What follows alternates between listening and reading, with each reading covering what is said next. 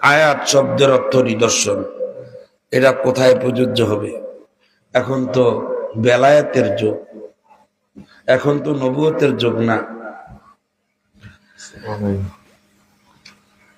বেলায়েতের যুগ। আচ্ছা, বেলায়েত এবং নবুয়ত, রেসালাত, রেসালাত এবং নবুয়তের কর্ম ছিল কি, আর বেলায়েতের কর্ম কি? আলেমগণ চিন্তা ফিকির করিয়া কিতাবাদি দেখিয়া অবশ্যই ফতোয়া প্রদান করিবেন, রেসালাত নবুয়তের যে কর্ম ওলিগণেরও সেই কর্ম। ওনার নাম বেলায়েত নবুয়তের ছায়া। জীবনে যদি একটা লোকে আমার দেখাইতে পারে কায়া ভীতি রেখে ছায়া, বেলায়েত নবুয়তের ছায়া, তইলে আমরা কায়া দেখি নাকি? যদি কায়া যেথায় ছায়া সেথায়, তাহলে আমরা কায়া দেখি নাকি রে? আমিও মন্দির ভাতের ভিতরে লাল দেখি নাকি রে? আমিও মন্দির ভাতের ভিতরে, আপনি দেখছেন লাল, গাছটা দেখতে সবুজ দেই, বাইকটা শিখেন দেখবেন লাল রং বাড়িত না, লাল রস বাড়িত না, সবুজ রসে বাড়িব। তবুও সত্য এটার ভিতরে লাল আছে। ছায়া দেখিয়া সত্য কোরআন দিতে বলছে কায়া আছে। বর্তমান যুগে এই আয়াতে কারিমা নিদর্শন কোথায় পাবো? নবীজি সাল্লাল্লাহু আলাইহি ওয়াসাল্লামের যুগে সাইয়েদুনা আব্দুল্লাহ ইবনে সালাম রাদিয়াল্লাহু তাআলা আনহু, তিনি একজন ত্যাগী সাহাবা ছিলেন। ইসলাম কি? আমি বলছি ইন্নাদ দীনা ইনদাল্লাহিল ইসলাম। ইসলাম কি? তিনি ইহুদি সম্প্রদায়ের একজন সম্মানিত ব্যক্তি ছিলেন, সাইয়েদুনা আব্দুল্লাহ ইবনে সালাম রাদিয়াল্লাহু তাআলা আনহু।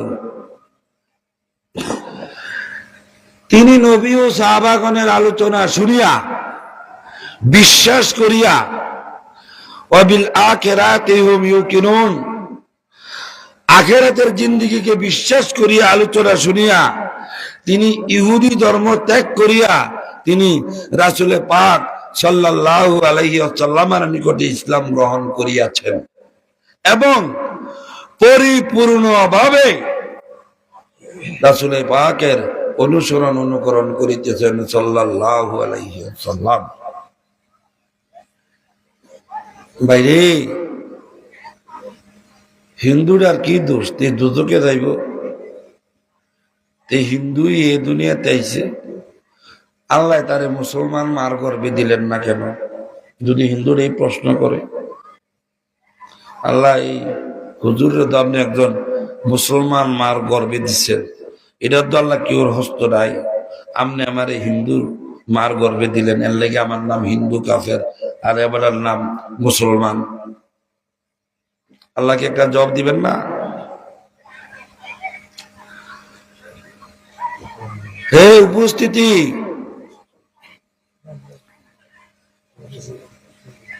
কোরআন শরীফের ৬৬৬৬ আয়াত শরীফের মধ্যে যেই আয়াত সমূহ স্থগিত বা মনখুশ হইয়াছে, এই আয়াতগুলো এখনো চলমান। এই মনখুশের একটা নিদর্শন রয়েছে,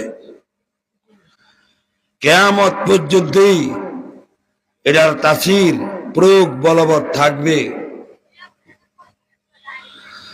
বর্তমান যুগে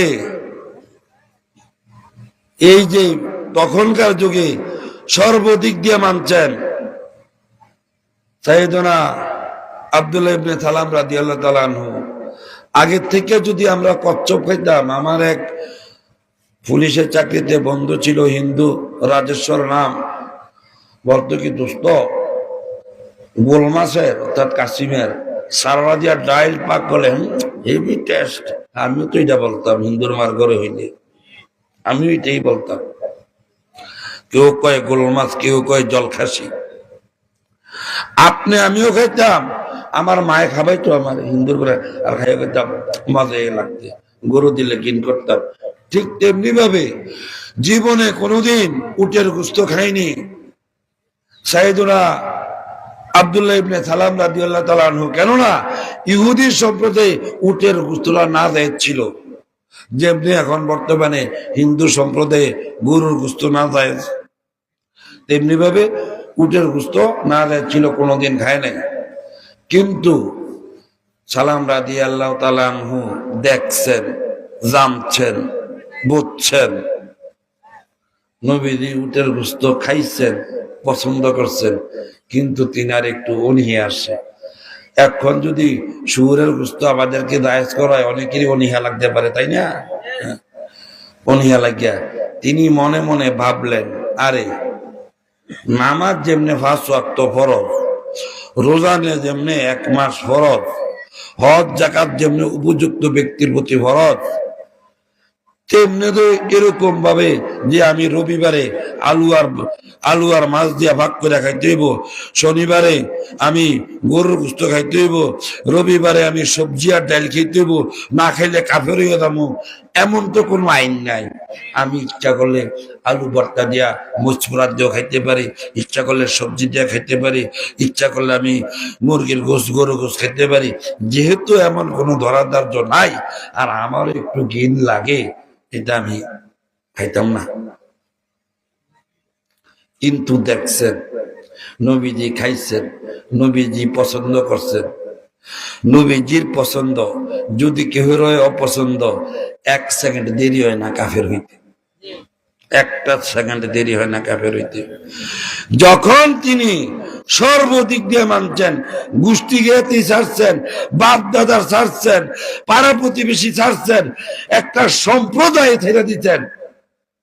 সালাম রাদিয়াল্লাহু তাআলা আনহু কত বড় ত্যাগী সাহাবা। একটা সম্প্রদায় ছাড়ন এত সহজ কথা না। তিনি উটের গোশত খাচ্ছেন না, অনীহা করছেন, একটু ঘিন লাগতেছে।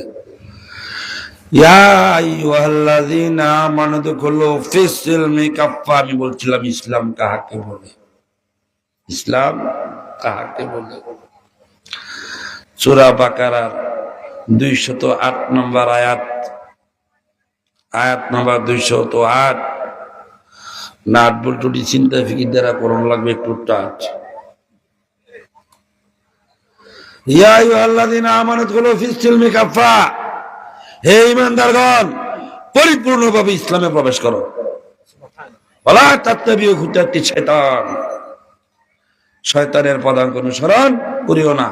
ইন্নাহু লাকুম আদুব্বুম মুবিন, নিশ্চয়ই শয়তান তোমাদের প্রকাশ্য দুশমন। এত বড় একজন ত্যাগী সাহাবার প্রতি এই আয়াত নাযিল। তাত্তাবিউ, এই সাহাবাগণ এখন থেকে আর সালামের অনুকরণ করিও না। তাত্তাবিউ খুতুওয়াতি শাইতান, যদি কেউ সালামের অনুকরণ করবা, তোমরা শয়তানের দলের অন্তর্ভুক্ত হইয়া জাহান্নামী হইয়া যাইবা। সাথে সাথে সাইয়েদুনা আব্দুল্লাহ ইবনে সালাম রাদিয়াল্লাহু তাআলা আনহু প্রকাশ্যভাবে তওবা করিয়া পুনরায় আবার মুসলমান হইয়াছেন, ইসলাম গ্রহণ করিয়াছেন পুনরায়। ভাইজান, বর্তমান যুগে কি এটা নাই? আর যদি এটা নাই, এই আয়াত শরীফ পড়ে লাভ কি? তাইলে সর্বদিক দিয়া মাইন্যা জান্না শুন্যা বুঝা একটি দিক দিয়েও যদি কেউ অমান্য করে, সে ইসলাম থেকে খারিজ হইয়া যায়। জানি না রাসূল পাকের পছন্দ, আপনার অপছন্দ, কখনো আল্লাহ পাক মেনে নেবে না।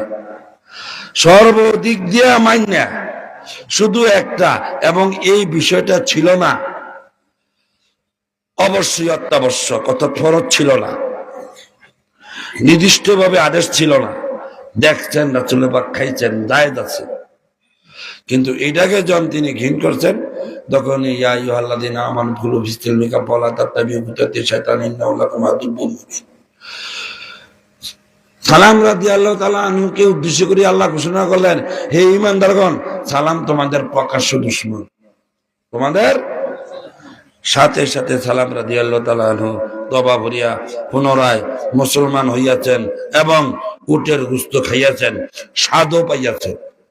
উটের গোশত খাইয়াছেন, স্বাদও পাইয়াছেন। ইসলাম কাহাকে বলে? একজন সাহাবা আরো কতজন সাহাবাকে দাওয়াত করলেন। আমরা বন্ধু বান্ধব দাওয়াত করি না?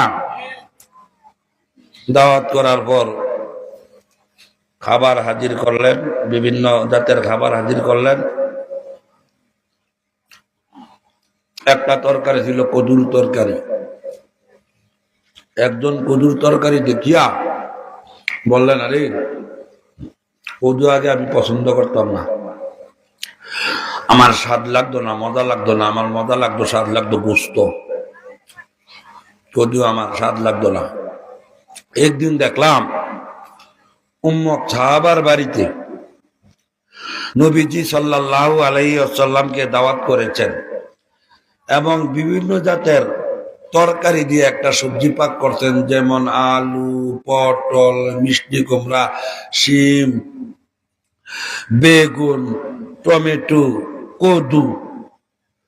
দেখলাম নবীজি কদুর টুকরা গুলা নিয়ে বাঁচিয়া বাঁচিয়া খাইতেছেন। দেখা সেই দিন হইতে কদু আমার ভালো লাগে, আমি খাই।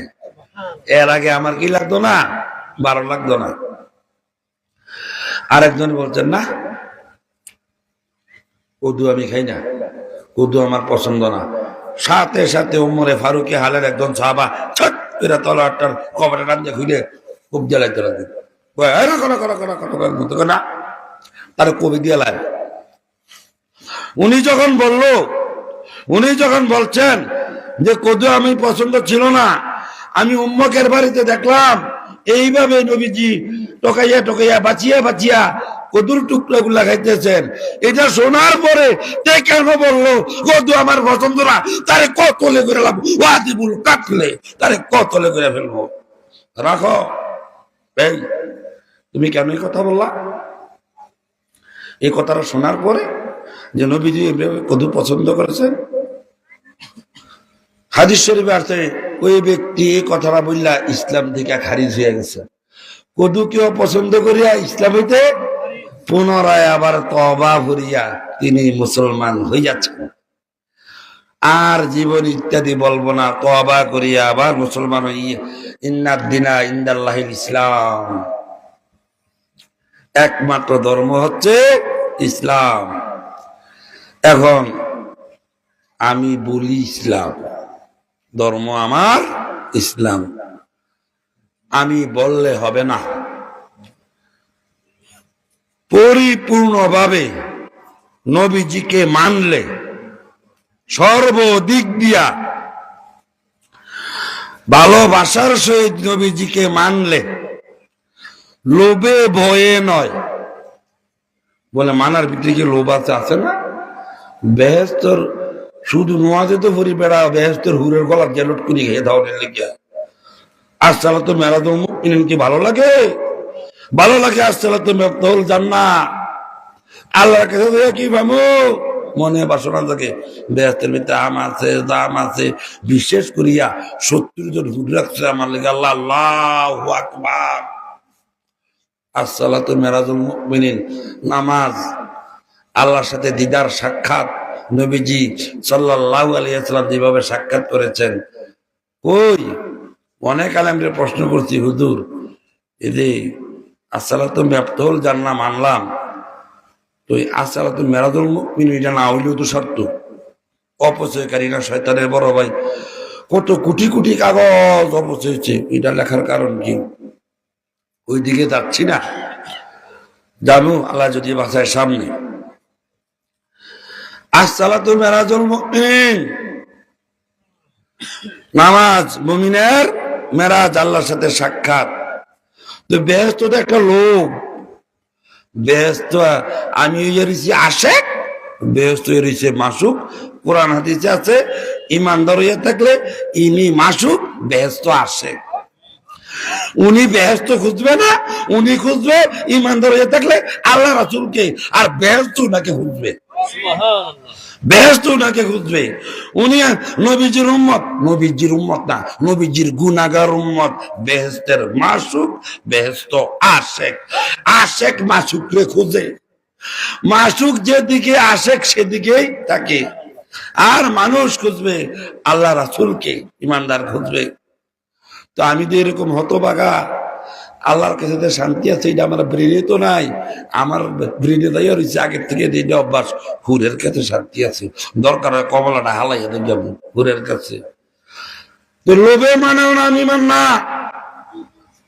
নবীজিরে মানি আমি, ব্যস্ত দানের লেগা ব্যস্ত দেয় সেরকম মার দরকার নাই। জানে বাস এবার আসছে বলছি আমি হাততে আছি, আমার এই বড় ভাইয়া যদি আমার জামিন করে তোমরা কেউ খরচ করে হাততে দেখে কত কথাই কমু, হাততে ভরিয়া কম দূর। এরকম হচ্ছে না পৃথিবীতে। ব্যস্ত যখনের লেগে নবীজিরে মানো, তাহলে ব্যস্ত না পারাইলে তার নবীজিরে মানলাম হইবে নাকি? তবে আমি বেহেশতের বিরোধ করি না। জান্নাতিন তাজরিন মিন তাহতিহাল আনহারু খালিদিনা ফিহা, আমি বেহেশতের বিরোধ করি না। তবে ওই বেহেশতে লোভ আছে, ভয়। আরে নবীজিরে না মানলে তো দুজকে যায়, আরে দুদকের আগুন রে, কোরআন শরীফে আছে। এই ভয়ে মানছি, বোঝা গেছে দুদক না বানাইলে নবীজিরে মানলা নইলে বাপেরে আলে কিয়া। এই বাপের যখন সময় শেষ আপেল আনছ খাবাইতা, ও বাইতের আগে চড়ে পুরো নামে শৈলী দিকে তা বালা জমিনটা, এরকম আছে না আছে? তাহলে নবীজিরও মানতে আছো বেহেশত যাওয়ানের লেগিয়া। ভয়ে মানার নাম ইমান না, লোভে মানার নাম ইমান না। অনেক মানুষ মা বাবরে লোভে বইরা খাবায়, জমিন জামান কিছু একটা লিখা ননের লিখিয়া। এইটা কিন্তু মার ভালোবাসা না, আপেল আনতে জমির ভালোবাসায়। ভালোবাসার সহিত গ্রহণ করার নাম হইয়াছে, মানার নাম হইয়াছে ইমান। ভাইজান, আমি একটা ভুল কথা বলবো এখন। আমি মুফতি সাহেব আলোচনা করবেন, আরো ওলামায়ে কেরামগণ আছেন, মেহমানগণ আছেন। তো একটা ভুল কথা বলবো। আমি দেখতেছি আমার চোখের ক্ষুদ্র পাওয়ার দ্বারা ডাইরি মামে মনে হয় আশিকে রাসূল সাল্লাল্লাহু আলাইহি সাল্লাম আছেন। তাই ভুল একটা কথা বলবো, তিনারা আমাকে সংশোধন করিয়ে দিবেন। এখন সংশোধন না করেন, মুফতি সাহেবের মাধ্যমে কি করবেন? সংশোধন করে দিবেন। আমি ভুল কথাটা বলার আগে আর একটা ঠিক কথা বুঝালে, ভুল কইরা আমার ভুল ধরে দিবেন, আমি কম মাফ চাই, আমি এটা আর করবো না। জীবনে হায়াতে জিন্দগিতে নবীজিরে কুল ইন্না মানা বাশার মিসলুকুম দ্বারা আমি আমাদের মতো রক্তে মাংসে করা ভুল বান্ধিতে পড়া সাধারণ একজন মানুষ বলবো না। কানে দিলাম তো বা বললাম নূরের বলবো কাজ্জাকুম বুরহানুম রাব্বিকুম ওয়া আনজালনাকুম মুবিনা মুহাম্মদ মুস্তাফা নূরুন আলা নূর হাবিবে কিবরিয়া সরতা কদম নূর বলবো, আর মাটির বলবো না। আমাকে কি ক্ষমা করবেন আল্লাহ?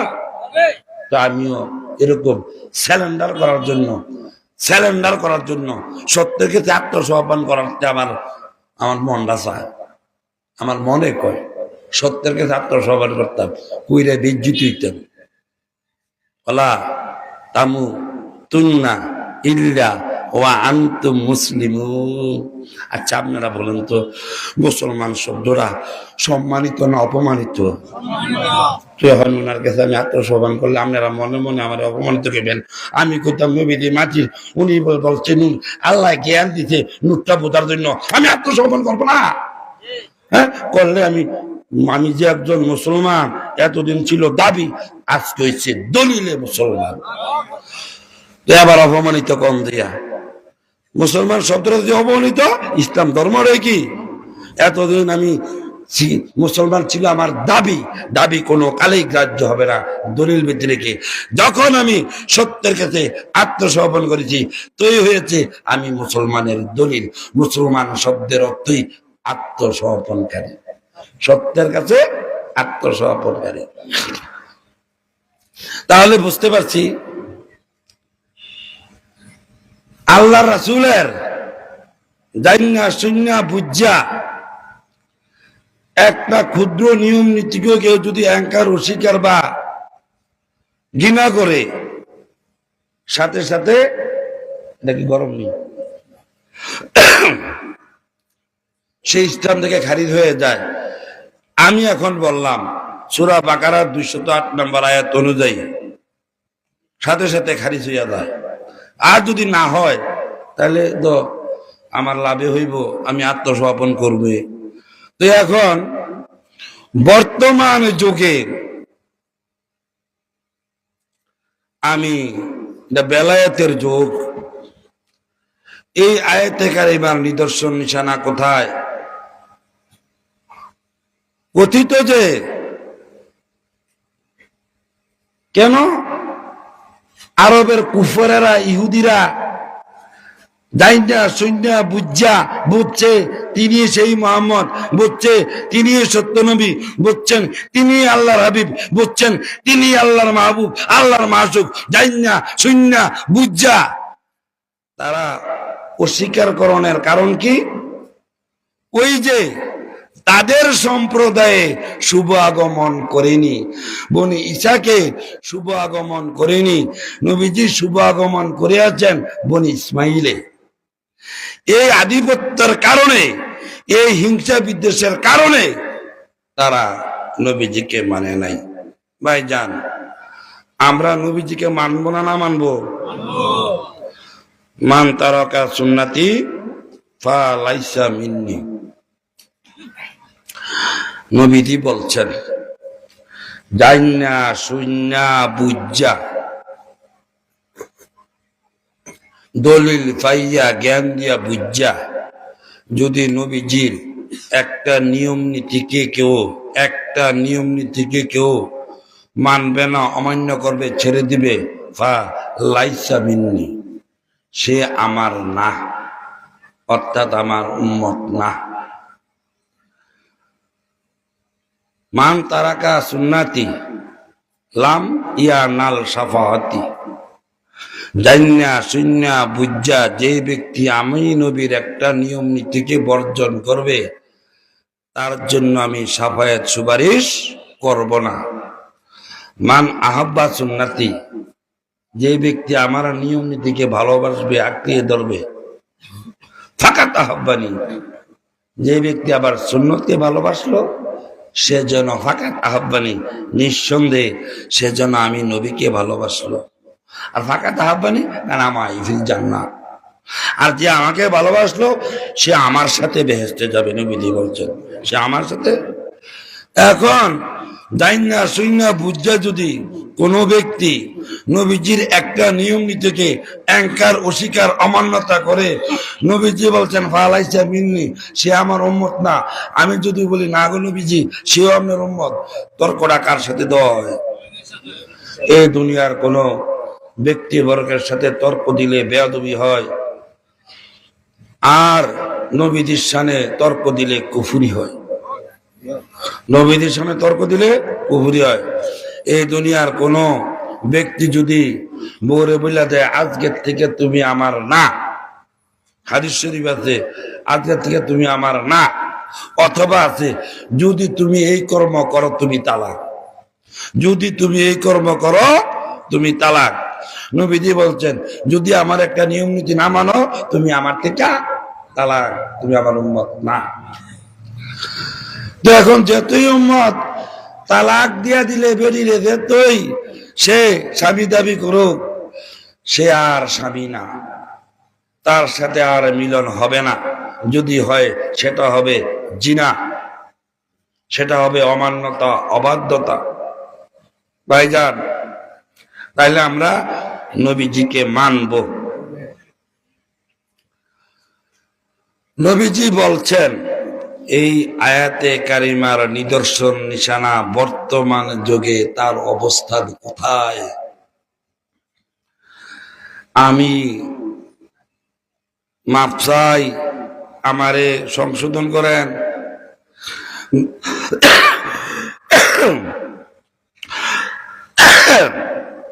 দুনিয়াতে দেখিতেছি যে যার মুরিদ তিনি তারই প্রশংসা করেন, অথচ আন্না হাযা সিরাতি মুস্তাকিমান ফাত্তাবিউ ওয়া লা তাত্তাবিউ সুবুলা ফাতাফাররাকা বিকুম আন সাবিলি যালিকুম ওয়াসওয়াকুম বিহি লাআল্লাকুম তাত্তাকুন। সূরা আনামের 153 বা 154 নম্বর আয়াত শরীফে রয়েছে। আল্লাহ পাক বলেন, নিশ্চয়ই আমার একটি রাস্তা, মুস্তাকিমান ফাত্তাবিউ, সিরাতি মুস্তাকিমান ফাত্তাবিউ, সহজ রাস্তা, সোজা রাস্তা, ফাত্তাবিউ, হে আমার বান্দারা তোমরা আমার রাস্তায় থাকো, ওয়ালা তাত্তাবিউ সুবুলা, আমি আল্লাহর রাস্তা ভিতরে রেখে, জান্নাতের একটি রাস্তা, একটি মত পথ ভিতরে রেখে, লা তাত্তাবিউ, আরো অনেকগুলি মত পথ রয়েছে, সুবুলা, আরো অনেকগুলি মত পথ রয়েছে, সাবিল মত পথের এক বছর, সুবুল মত পথের বহু বছর, লা তাত্তাবিউ সুবুলা, আরো অনেকগুলি মতপথ রয়েছে, লা তাত্তাবিউ, হে আমার বান্দারা তোমরা ওই মতপথ সমূহে যাইও না, যদি যাবে ফাতাফাররাকা বিকুম আন সাবিলি, আন সাবিলি, আমি আল্লাহর রাস্তা হইতে বিচ্ছিন্ন হবে।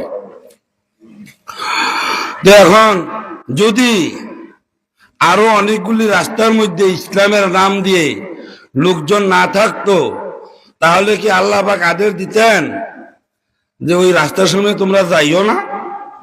নিশ্চয় ওই রাস্তার সময় ৭৩ দল মধ্যে ৭২ দল আন্না বানি ইসরাঈলা তাফাররাকাত আলা মাসনাতাইন ওয়া সাবিনা মিল্লাতান। এর আগের কথা কালা রাসূলুল্লাহ সাল্লাল্লাহু আলাইহি ওয়াসাল্লাম, আন্না বানি ইসরাঈলা তাফাররাকাত আলা মাসনাতাইন ওয়া সাবিনা মিল্লাতান, সাতাবতারিকু উম্মতি আলা সালাসু ওয়া সাবিনা মিল্লাতান কুল্লুহুম ফিন নারি ইল্লা মিল্লাতান ওয়াহিদাতান। মাওলানা নাজমুল হাসান সাহেব আলোচনা করেছেন এই হাদিস শরীফের আলোকে। নবীজি বলছেন, নিশ্চয় বনি ইসরাইলরা ঈসা নবীর উম্মতেরা ৭২ দলে বিভক্ত হইয়াছিল, আর আমার উম্মত বিভক্ত হবে ৭৩ দলে। বনি ইসরাইলরা ৭২ দলে বিভক্ত হইয়া ৭১ দল দুদকি আর এক দল বেহেশতি। আমার উম্মত হবে ৭৩ দলে বিভক্ত, ৭২ দল দুদকি ইল্লা মিল্লাতান ওয়াহিদাতান, এক দল হবে বেহেশতি। একদল ৭২ দলের পরিচয় হচ্ছে, এক দলের পরিচয় হচ্ছে মা আনা আলাইহি ওয়া আসহাবি, ৭২ দলের পরিচয় মা আনা আলাইহি ওয়া আসহাবি, এক দলের পরিচয় মা আনা আলাইহি ওয়া আসহাবি। বলে এটা আবার কোন কথা? এই দেখেন কোন কথা। নবীজি বললেন, যারা আমি নবী ও আমার সাহাবাগণের অনুকরণ করবে তারা হবে এক দলের অন্তর্ভুক্ত বেহেশতি, যারা আমি নবী ও আমার সাহাবাগণের অনুকরণের পরিপন্থী হবে তারাই হবে ৭২ দলের অন্তর্ভুক্ত দোজখী। তাহলে এক কথার ভিতরে আছে না? আচ্ছা তো ভাইজান, তো ৭৩ দলের মধ্যেই আলেম থাকবে না না থাকবে?